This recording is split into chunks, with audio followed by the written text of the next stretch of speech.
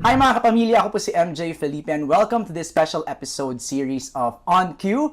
We're talking to the members of Beanie and we have with us first, Maloy! May grado ba yung glasses mo? This is just for aesthetic purposes. So parang style mo siya.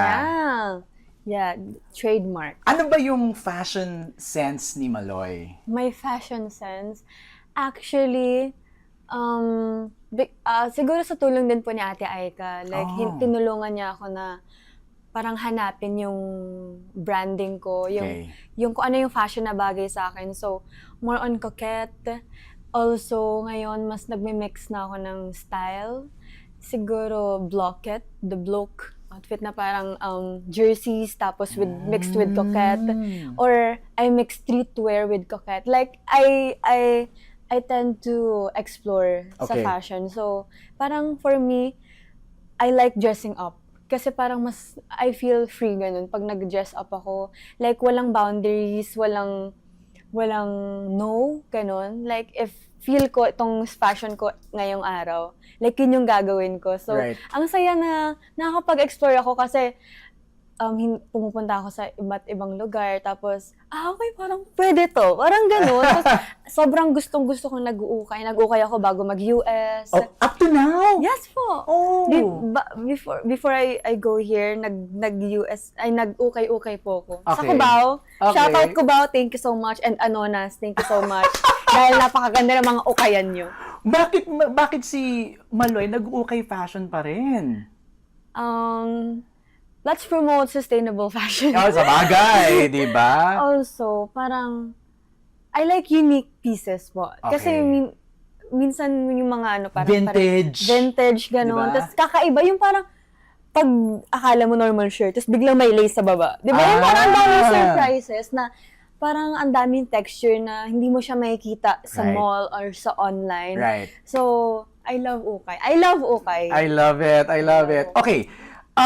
Pero, alam mo, napansin ko, sa grupo nyo, ikaw ang pinaka-emotional lagi. Kaya nga, ako... Bakit? Ay, mana ako sa nanay ko.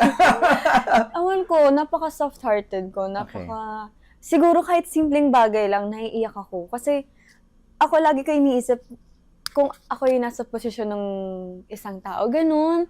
Kahit na, kunwari nanonood lang ako, or may napapakinggan lang ako na nakakaiyak, naiiyak na agad ako, ewan ko. Ang babaw ng luha, di ba? Yun ang sabi sobrang nila. babaw ng luha. Saka nakikita kita, pag inaabutan ka ng gifts ng mga fans, yung reaction mo, yung parang, yung parang katulad nung there's this fanboy in Cebu who gave you a shirt. Yeah. Napansin ko yun. Yung Funko Pop sa LA K-Con. Sobrang, I feel so loved, ganun. Parang hindi ako makapaniwala na nakaka-receive ako ng ganitong love. I am forever grateful, as in. Like, yun yung number one talaga na yung attitude of gratitude. Like, yun yung value talaga na dinadala ko everyday, na always kailangan maging grateful ako sa lahat ng bagay. So, kahit maliit na bagay man yan, kahit keychain man lang yan, hanggang sa pinakamalaking bagay, sobra akong masaya. Okay. Paano mo nang mga hinahandle yung overwhelming fans na lumalapit sa'yo minsan when you go out? Oh my God. Actually, overwhelming talaga siya. I can't deny naman na sobrang overwhelming niya po. Pero, siguro yun yung time na parang kailangan mo talaga mag-stand sa sarili mo. You have to speak up po. Kasi, parang kailangan mo din minsan isipin talaga yung sarili mo. If you think it's too much, your safety. Yung safety din ng mga tao. That's right. If you care about yourself, you also care about other people. So, ayun po, minsan kapag sobra na, sorry po, kailangan na po namin mauna, gano'n. That's right. Pero understandable po sa mga tao kasi, yun nga, sobrang na-excite sila. And yung fact na, yung parang thinking kasi na it's now or never na, kung hindi kita makikita ngayon, kailan ko pa ulit kita makikita. So, naiintindihan ko yun, talagang kailangan lang may i-prioritize minsan. Tama. Yeah. Yung kaligtasan ng lahat muna ang importante. Okay. Question, do you also want to be an actor? Yes! Kasi parang curious lang ako eh. Nakita ko kasi yung music video nyo ng Dilaw ni Maki. So parang paisip ako, si Maloy kaya, has she thought of acting? I've always wanted to act po. As in, like, kapag nanonood ako ng mga teleserye or K-drama, like, oh my God, I feel like gusto ko din gawin yun. Parang kaya ko din gawin yun. Okay. And I'm really thankful talaga to Maki na kinas niya ako sa music video niya. And I see how grateful he is na nandun ako. And ganun din ako sa kanya na sobrang grateful ako na kinuha niya ako kasi I really want to show people yung other side of me. Right. Totoo, The other talent. The other talent of, that I have. Right. Tapos, ayun niya, lagi akong OA, lagi ako, which I am, ganun talaga ako everyday. Pero, doon napakita ko yung nonchalant side ko, yung calm side, and yung acting skills ko na, hindi pa naman sobrang galing, pero I really tried my best. Galing! Okay, idol sa pag-arte. Sino yung parang galing na galing ka? Alessandra De Rossi. Alessandra. Miss Alessandra De Rossi and Miss Bella Padilla and Sir JC Santos. Oh, wow. Okay, ito, long shot. Dream na maka-eksena sa isang acting scene. Miss Maricel Soriano. Ay, gusto mo masampal? Gusto ko masampal ni Miss Maricel. Okay lang kung masampal niya ako. It's an honor. Wow! Uy, baka nakikinig si, Oh my God, hindi pa ako ready. Magpa-practice mo muna ako ng sobra. Ay, nakakatuwa yan na. I'm just happy na gusto mong i-explore yung acting. What else do you wanna do? What else do I want?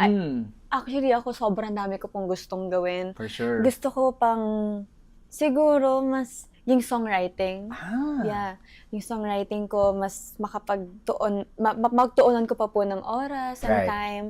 Siguro, yung digital arts and also yung pag-painting ko, mas magkaroon pa ako ng knowledge about it and makapag-aral talaga. Yun man, di ba? Graduation mo, yun ang sinabi mo sa akin eh. Opo, gusto ko po talaga mag-fine arts or multimedia arts. Anything about arts. Okay.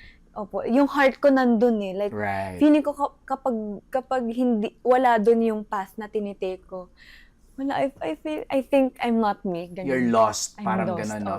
So, passion is check, the will to study is check, time lang ang problema, no? Yes, but, ipa-provide ni Lord sa tamang panahon. In God's good time. In God's good time. Last question. How do you keep your feet on the ground, Maloy? Kasi fame can be something, can overtake your persona, your whole self. How do you maintain being humble? Siguro, like what I've said po earlier, yung the attitude of gratitude, yung sobrang, feeling maging grateful ka talaga kahit anong mangyari. And siguro yung reminders din ng parents ko, na kapag nakikita ko sila, nakikita ko yung dati kong sarili. Yung sarili ko dati na dito ko nag-start. Like, this is my home. And ito yung Maloy dati. Actually, hindi ako si Maloy sa bahay. Si Lucky ako. So, every time na tinatawagan ko yung parents ko, tinatawag nila akong Lucky. Okay, this is where I started. Ganda. So, yun po yung parang reminder ko every times. And every day, nag-uusap kami ng parents ko. Every day, as much as I want to, gusto ko talaga nag-video call kami. So, parang every day, I am reminded. Yeah. Galing! Thank you and congratulations! Thank you po! Thank you!